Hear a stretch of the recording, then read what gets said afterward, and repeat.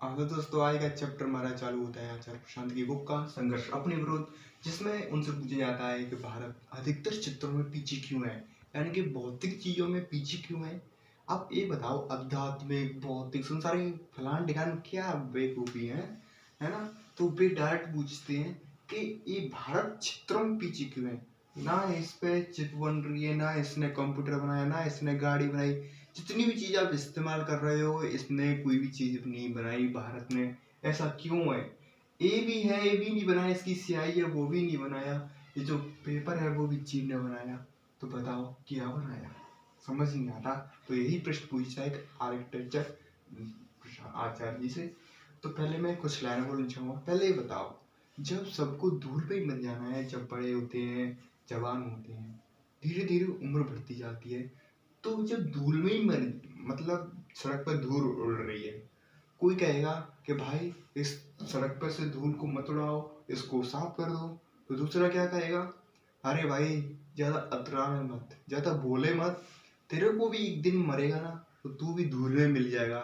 जब धूल में ही मिल जाना है तो धूल को साफ ही क्यों करना है। जब जिस चीज में विलीन हो जाना है तो उसको साफ ही क्यों करना है।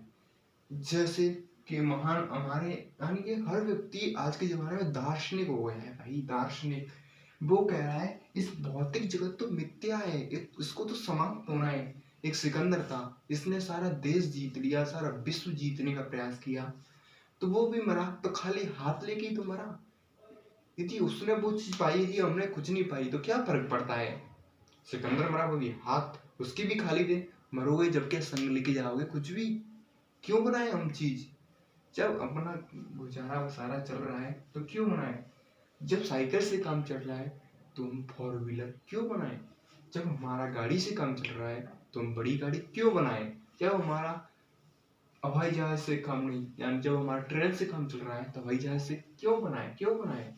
पहले ये बताओ, अब तुम बनाना जानते हो, सो बनाओगे कहाँ से, पहले तो ये बताओ मेरे लिए। क्या मैंने ये बात कही, क्या ये हर लोग कहता नहीं है। जब तू जाएगा गाड़ी चला करके लेकर के करेगा क्या। या तू मरेगा जाएगा तो चार कंधों पर ही तो जाएगा। हर व्यक्ति दार्शनिक है हमारे भारत में, कितनी अच्छी बात है ना। तो भी आपको क्या लगता है कि मैंने बातें कही बिल्कुल सही कही। इन्हीं बातों के कारण भारत पीछे है, समझ गए बात को। तो हम अब चैप्टर वाइज चैप्टर चलते हैं। धूल में मिल जाना ये हमने कर लिया, दार्शनिक हो गया है, ठीक है। हमारे देश में जो यूनिवर्सिटी है, जो टॉप यूनिवर्सिटी है पूरे देश की, विश्व की, उन 200 यूनिवर्सिटी में क्या हमारे देश की कोई यूनिवर्सिटी आती है। आप देखो जापान, जापान वो 8 गुना छोटा है, यानी कि कोई देश है, यानी जर्मनी वो छोटा सा देश है। आप देखते हो कई देश, हमारे देश तो बहुत छोटे हैं और जिनकी जनसंख्या भी कम है।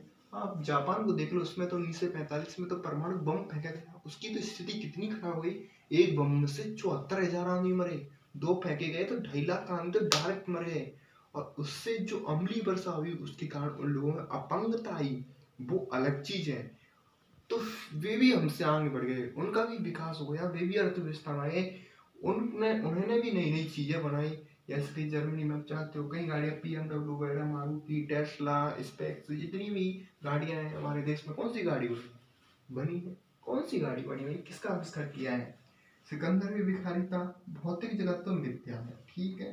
गीता, गीता का भी लोगों ने क्या अर्थ नाच लिया है कि कृष्ण भगवान तो क्या है, नाचने वाले हैं। मुंह को गंजा कर लिया, हाथों में भी दे ले लिया, चल रहे हैं भाई गाते गाते। यदि उनको कंपटीशन में भी खड़ा कर दिया ना, जहाँ पर नाटक का कंपटीशन होता है, तो वे वहां भी हार जाएंगे। कृष्ण जी क्या कहते हैं अर्जुन से, अर्जुन से कहते हैं, अर्जुन भाई, अर्जुन युद्ध नहीं कर रहा था, वो कह रहा था कि भगवान मैं अन्न की रोटी खाने के लिए तैयार हूँ मैं, लेकिन मैं अपने लोगों को मारने के लिए तैयार नहीं हूँ। तो हमारे कृष्ण जी क्या कहते हैं, मोह भ्रम हटा, युद्ध कर, युद्धस्व युद्ध कर, हारेगा कोई, ठीक है। मोह भ्रम हटा और युद्ध कर। वे ये नहीं कहते हैं कि जा तू भी भिक्षा मांग, आराम से खा पी, तो कितने हमारे अर्जुन जी कितने खुश हो जाते, वे यही तो चाह रहे थे। लेकिन अर्जुन से हमारे कृष्ण ने क्या कहा, युद्ध कर, मोह को उठा ले, सब कुछ खत्म कर ले और युद्ध पे लिए खड़ा हो जा, महान भाव। ये तू अपनी इस निष्कृष्टता को मत दिखा, यहाँ पर युद्ध का मैदान है क्षत्रियों के लिए, शोभा नहीं देता भी, ये कहते हैं। आर्य को यदि कोई व्यक्ति है वो दार्शनिक क्या कहेगा, यदि वो मार भी खा लिया तो वो क्या कहेगा, चल तेरे को मैंने क्षमा किया, हम तो बहुत शांत आदमी है, तो दयालुता आदमी है। पहले ये बताओ तुझमें क्षमता है? यदि तू उसको क्षमा नहीं करेगा तो फिर क्या होगा, तेरे पर मनाई पड़ेगी, तेरी और दुगनी धनाई होगी। तो फिर तू यही तो कहेगा कि क्षमा कर देता हूँ, मैंने तो उसको क्षमा कर दिया। जब राम ने समुद्र मंथन, समुद्र में से मार्ग मांगा, उसके पास शक्ति थी, राम के पास थी, अग्नि अस्त्र था, लेकिन फिर भी प्रार्थना की, वो प्रार्थना मानी जाती है, उसको तो याचना कहती है। याचना और प्रार्थना में अंतर तो जानते होगे। हमें कुछ कार्य करने की योग्यता है, लेकिन हम उस काम को उस तरीके से कराना चाहते हैं जिससे हर तरीके से बचा जाए, अच्छे से बेस्ट तरीका ढूंढा जाए। जब कहते हैं प्रार्थना, आप क्या करते हो, याचना करते हो। आपको कुछ आता ही नहीं है, जब आप गाड़ी बनाना नहीं जानते हो, जब आप हॉस्पिटल नहीं बनाना जानते हो, आप यूनिवर्सिटी नहीं बनाना जानते हो, आप कोई भी हर चित्र में आगा बढ़ने नहीं जानते हो, तो फिर यही तो कहोगे कि भौतिक जगत मिथ्या है। जो भी आप काम करोगे छोटे मोटे बस अपने गुजारे के लिए कर लोगे, लेकिन उसमें उत्कृष्टता कभी नहीं आ पाएगी। जिसके दुकानदार है सुबह से शाम तक बैठ जाता है और बैठा रहता है, उसकी सेल भी नहीं हो रही है तो भी बैठा है, जाता है, भजन ध्यान पूजा करता है, कुछ भी करता है एनीबॉडी, तो फिर क्या होता है, वो कहता है अपना मस्त चल रहा है और क्या चाहिए जिंदगी में। तो वो उसका हो गया, वो कुछ करना नहीं चाह रहा जिंदगी में, तो क्या होगा, हम कमजोरी को धर्म का नाम दे देते हैं। सबसे बड़ी बात है, हम कमजोरी को धर्म का नाम दे देते हैं। धर्म वो चीज होती है जो आपको कर्म करने की प्रोत्साहित करती है, लेकिन आप कमजोरी, धर्म को ही कमजोरी बना देते हो, तो फिर आप कैसे जीतोगे, कैसे कर पाओगे। तो आपको उन्होंने, बड़े बड़े लोगों ने तो कहा कि रण चित्र है, इस जगत की भौतिक चीजों में उलझ के मत रहना, लेकिन लोगों ने क्या निकाल लिया कि भौतिक चीजें, आप ये बताओ कि आप में योग्यता है भौतिक चीजें पाने की, कि आप में योग्यता है गाड़ी खरीदने की, कि आप में योग्यता है किसी नौकरी को पाने की। सब कह रहे हो कि मेरे लिए तो इतना ही काफी है, तो फिर ये तो आप धर्म का की आड़ में प्रार्थना नहीं, याचना कर रहे हो।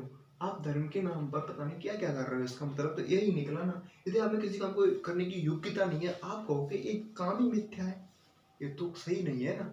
तो समझ रहे हो बात को, इसलिए हमारा देश पीछे है, क्योंकि उसने, हमारे देश में दार्शनिकवादी बहुत हो चुके हैं, इसलिए हमारा देश की खानकर अन्य देशों में हुए तो वहाँ की तरक्की हुई, लेकिन हमारे देश में हुए तो विनाश हुआ। ऐसा क्यों हुआ? क्योंकि लोगों की सोच गलत बनती गई, और जो ठेकेदार हैं धर्म के, उन्होंने धर्म का विकृत रूप कर दिया।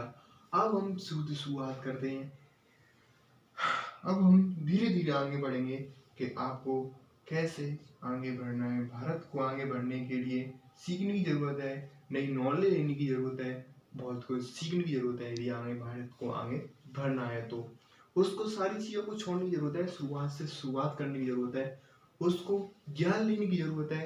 यदि कोई भी क्षेत्र में बढ़ना चाहता है तो उसको ज्ञान लेना होगा। उस क्षेत्र में उसको यही नहीं देखना है, अपना खाना पीना ही नहीं देखना है, बल्कि उसको खाने पीने से ऊपर जाना होगा। खाने पीने, व्यक्ति क्या सोचता है, मैंने खा लिया पी लिया बस, भगवान दे रहा है, संतोष करो। ये संतोष की बीमारी है ना, ये संतोष फलदायक है, ये बीमारी सबसे बड़ी है आज के समाज में। और ये आज तक कल खताबाज हो गए ना, कि इन्होंने तो गद कर दिया भाई हमारे देश की। कुछ कह नहीं सकते भाई क्या चल रहा है हमारे देश में। और पता है, जो पहले के लोग थे, यदि उनको वही कंटेंट दिखाया जाए जो पहले का विचार था, तो उन पर व्यूज तो आने आने हैं, लेकिन जो रियलिटी की बात है, फिर हमारा देश एक पिछड़ापन रह जाएगा। सोशल मीडिया क्या करता है, सोशल मीडिया का एल्गोरिथम वही काम करता है जो आपकी सोच है। यदि आप उस पर वो कंटेंट देखेंगे जिस पर आपका मन लगता है, और आपका मन किस कंटेंटों में लगता है, वे तो आपकी पुरानी विचारधारा से है जिसने भारत का विनाश किया। तो उसी विचारधारा को यदि आगे बढ़ता गया तो देश और गर्द में गया जाएगा। डिजिटल का बहुत अच्छा उपयोग भी कर सकते हो आप, और डिजिटल आपको परेशान, यदि आप समझ नहीं पाते हो कि डिजिटल का इस्तेमाल कैसे करना है, कि डिजिटल आपका इस्तेमाल ना कर रहे हैं, सोशल मीडिया आपका इस्तेमाल कर रहे हैं, और क्या है, ये नाटक बन रहे हैं, इनमें भव शादी पता नहीं क्या क्या चलता रहता है। इनमें बहुत, इनसे क्या पता चलता है, इनसे पता चलता है कि लोगों की आदतें कैसी हैं, लोगों की संगति कैसी है, लोगों के विचार कैसे हैं। आखिर किसी नाटक को 30 मिनट के नाटक को क्यों देख रहा है? उसमें से गाड़ी हो रही है, पता नहीं क्या क्या रोना धोना चल रहा है, उसको लोग देख रहे हैं एंटरटेनमेंट। तो वैसे ही विचार आएंगे ना। वे नाटक बने किसके हैं? पुरानी विचारधारा के, जहाँ पर छोटी छोटी चीज़ों पर ही ध्यान किया जाता है। तो आज हमने बहुत कुछ सीख लिया है।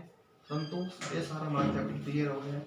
अब आज से आगे हम कल दूसरा चैप्टर क्लियर करने का प्रयास करेंगे।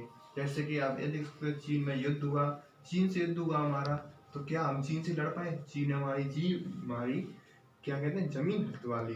तो क्या हुआ? भारत को पीछे हटना हुआ ना ताइवान से। तो जो ताइवान है, छोटा सा ताइवान है, हमारे देश से छोटा सा, उत्तर प्रदेश से भी छोटा है, लेकिन उस पर चीन अधिकार कभी नहीं कर सकता। क्यों? क्योंकि उसके पास टेक्नोलॉजी, उसके पास ज्ञान है। ज्ञान से कोई भी देश हो, हर यदि कुछ आज के चित्र में आगे है तो अपनी ज्ञान की वजह से, ना कि अपनी बाहुबल की वजह से। क्योंकि ज्ञान की वजह से परमाणु बम ने पूरा विश्व युद्ध रुकवा दिया।